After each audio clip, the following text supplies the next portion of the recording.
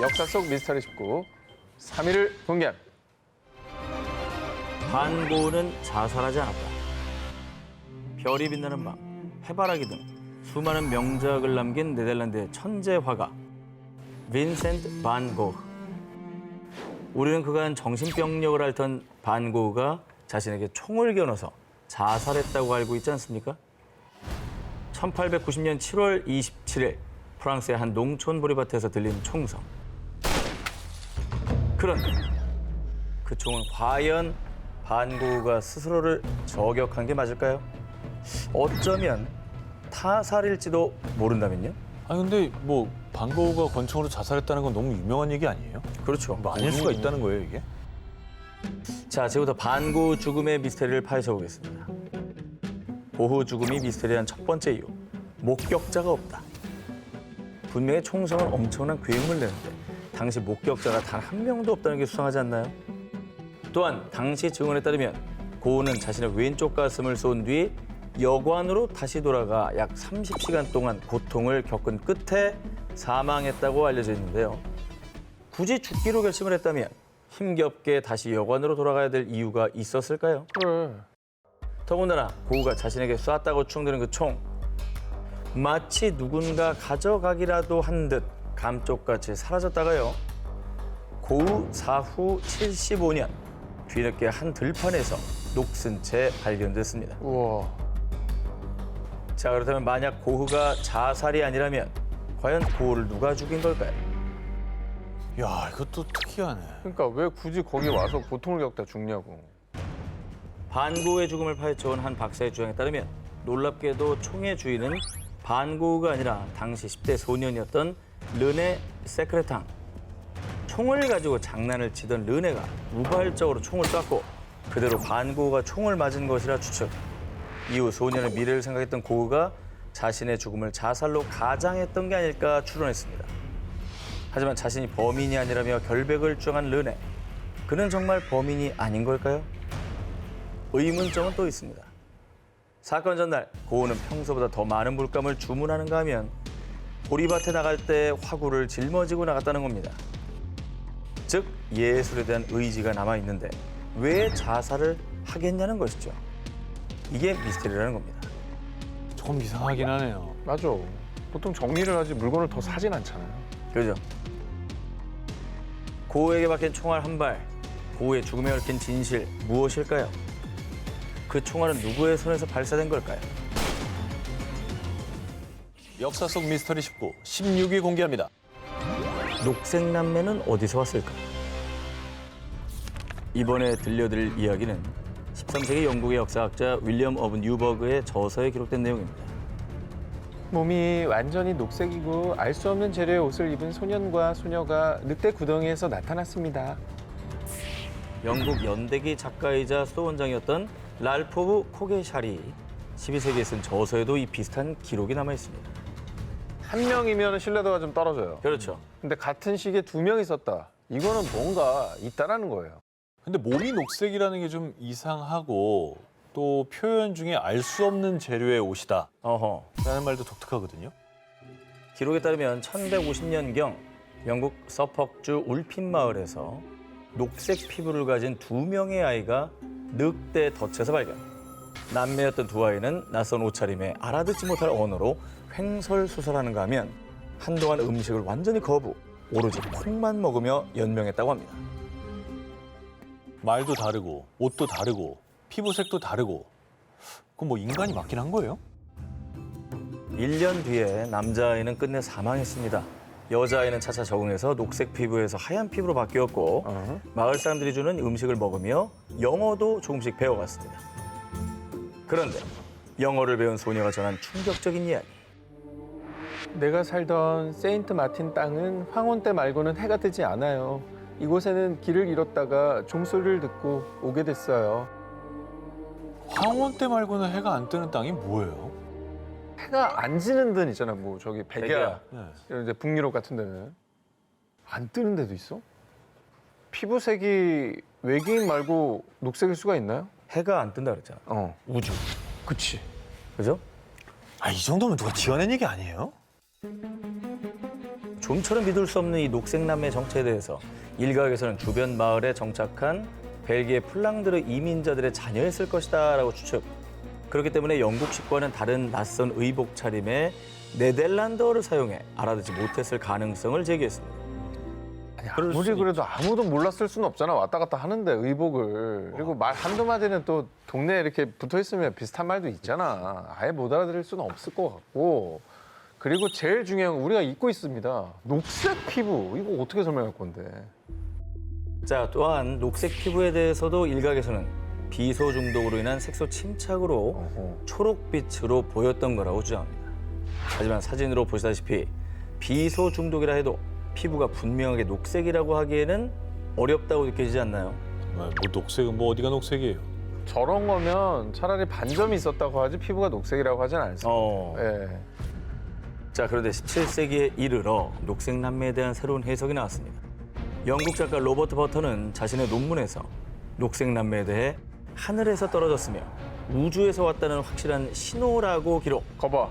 이에 녹색 남매의 갑작스런 출현이 외계에서 왔기 때문이 아니냐는 사람들의 추측도 이어졌습니다. 그러니까 이대로라면 외계인을 생각하는 게 합리적이에요. 그렇죠. 예. 그래요? 저는 그렇게 생각합니다. 그러니까. 역사적 기록에 잠시 등장해 역사가들을 혼란에 빠뜨렸던 이 녹색 남매. 갑작스럽게 나타난 녹색 남매는 정말 존재했던 걸까요? 남매의 피부는 왜 녹색이었으며 그들이 말한 해가 뜨지 않는 세인트 마틴의 땅은 대체 어디였을까요? 역사 속 미스터리 19 8회를 공개합니다. 미스터리 파란 눈의 의열단. 1919년 약산 김원봉의 주도로 결성된 항일 비밀 결사 단체 의열단. 그런데 조선의 독립을 열망했던 의열단원 중 헝가리인 마자르란 인물이 있다는 걸 아십니까?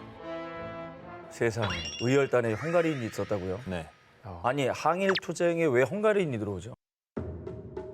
우리에겐 다소 생소하지만요. 만약 마자르 그가 없었다면 우리나라 독립운동의 역사가 바뀌었을지도 모릅니다. 무장 독립운동을 지향했던 의열단에게 가장 중요한 투쟁의 수단은 폭탄이었습니다. 하지만 불발탄이 너무 많아. 제대로 된 폭탄을 만들 수 있다면 좋을 텐데. 그런데 이때 의열단 앞에 나타난 폭탄 제조 전문가 바로 마자르였습니다. 내 기술이 조선의 혁명운동에 도움이 된다면 기꺼이 동참하겠어. 마자르는 암살용, 파괴용, 방화용 등 각종 고성능 폭탄을 제조. 그리고 서양인이었던 마자르는 비교적 일제의 감시를 피하는 데 유리했기에 폭탄을 운반하는 위험한 역할까지 맡으며 의열단의 의거에 큰 공을 세웠습니다. 아니 의열단 일이 없다고 생각했을 거 아니야. 그쵸. 너무 생김새가 다르니까. 네. 근데 이제 의문이 드는 건 뭐 우리나라 사람도 아니고 도움을 줬다라는 게 이게 굉장히 그 정체가 그분의 정체가 뭔지가 궁금해요. 알려진 바에 따르면 마자르는 원래 타국에서 독립운동가 이태준과 인연을 맺었고요. 자신의 폭탄 제조 기술을 바탕으로 의열단에 도움을 주기로 약속했었다는데요. 그런데 마자르가 의열단에 합류하기도 전에 이태준이 사망. 그럼에도 불구하고 마자르는 수소문 끝에 의열단과 접선해 조선의 독립을 위해 맹활약했습니다. 와. 죽음까지 감수했던 그의 선택.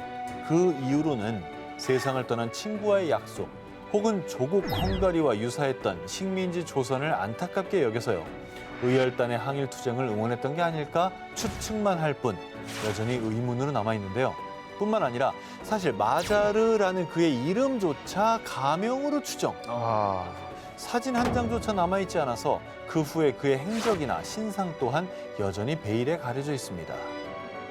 자기 이름도 속여가면서 자기랑 관계도 없는 나라의 독립을 위해서 목숨을 걸고 싸웠다는 게 믿기지가 않네요. 그러니까 그게 네. 너무 감사한데도 지금 이제 기록이나 자료가 없어서 그러니까. 그걸 어떻게 찾을 수가 없다는 게 너무 아쉽네요. 조선을 위해 목숨 걸었던 파란 눈의 폭탄 제조 전문가 마자르. 당신은 대체 누굽니까? 역사 속 미스터리 19, 7위 공개합니다. 한복 입은 남자는 누구인가? 여러분 이 그림 혹시 아십니까? 저거 알아? 루벤스. 내가 말하려고 그랬는데. 아니야. 아니 되게 유명한 사람. 되게 유명한. 되게 유명한 사람이에요. 엄청 유명. 우리가 길 가는 사람들 물어보면 다 아는 화가야. 레오나르도. 자, 이 그림은 바로 아 누구지? 17세기 바로크 미술의 거장 페테르 파울 루벤스의 작품입니다. 아니래매. 루벤스라고 그랬잖아. 돌고 돌다 눈치가 없나 보고 아니야. 다시 루벤스로 왔어. 1983년 미국 LA 소재 유명 미술관이 낙찰받은 이후 한복 입은 남자라고 소개되어 화제. 하지만 루벤스가 도대체 누굴 그렸는가? 그림 속 주인공이 누구인가를 두고 그 미스터리가 이어져 오고 있습니다. 세상에 알려진 그림 속 인물의 이름은 안토니오 꼬레아. 이탈리아 상인 프란체스카 가를레티의 여행기 나의 세계 일주기에 따르면 일본에 끌려가 이탈리아 상인에게 구해진 조선인이 등장하는데요. 와. 이 조선인이 바로 안토니오 꼬레아이고요. 일부 학자들에 따르면 1606년에서 1608년경 피렌체에 머물던 안토니오 꼬레아가 그곳에서 루벤스를 만나 그림 모델이 됐다는 겁니다. 어허. 그리고 그림 속 복식을 잘 보면 우리의 조상들처럼 상투를 틀고 있죠. 옷 역시 조선시대의 철립과 유사합니다. 그래서 많은 학자들이 안토니오 꼬레아는 조선인이다라고 주장했습니다. 조선시대 의복이 그대로 다 들어가 있네요. 예.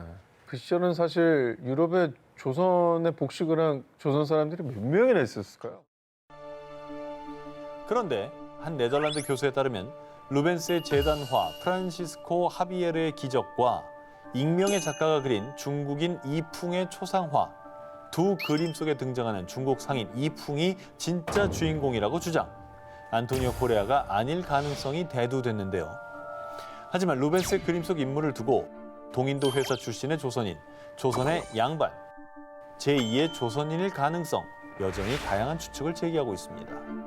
아니 근데 뭐 다양한 추측들이 있는데 정체는 무엇이었을까가 너무 궁금하네요. 그러니까. 예. 그 옆에다 좀 써놓지 누구라고. 아, 예. 조선인이 만약에 맞다면은 어떤 경로로 간 걸까도 굉장히 그러니까요. 궁금하긴 해요. 그러니까요. 그리고 저 정도면 관직이 좀 있는 사람일 텐데.